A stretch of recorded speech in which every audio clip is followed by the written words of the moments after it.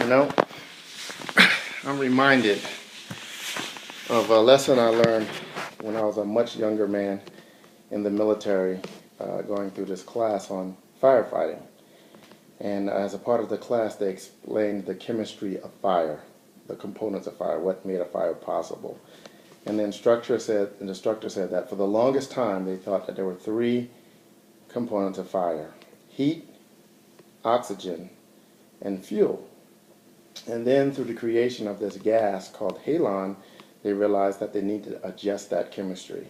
Because when you introduced halon into fire, the heat was still present, the oxygen was still present, and the fuel was still present, but there was no fire. So they added to the chemistry of fire this idea of the fourth component, the uninhibited chain reaction. I think in many ways that is our role in performance, or that is our role in our ability to affect change, especially more than ever in the world we live in today that's hyper-connected, where everybody's connected to everybody, everything is connected to everything. In many cases, we will find that everything we need, all the components of fire are present. What's missing is that spark and that uninhibited chain reaction.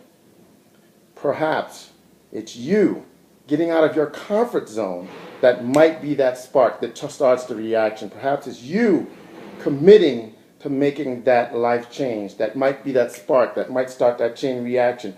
Perhaps it's you learning a new skill or making a move or making a new friend that might be the spark that starts your chain reaction. Perhaps it's you being the first one to say I'm sorry, or the first one to say I love you might be the spark that starts your needed chain reaction. Interesting thing to think about when you think about the components of fire and the role we might play in becoming our own spark.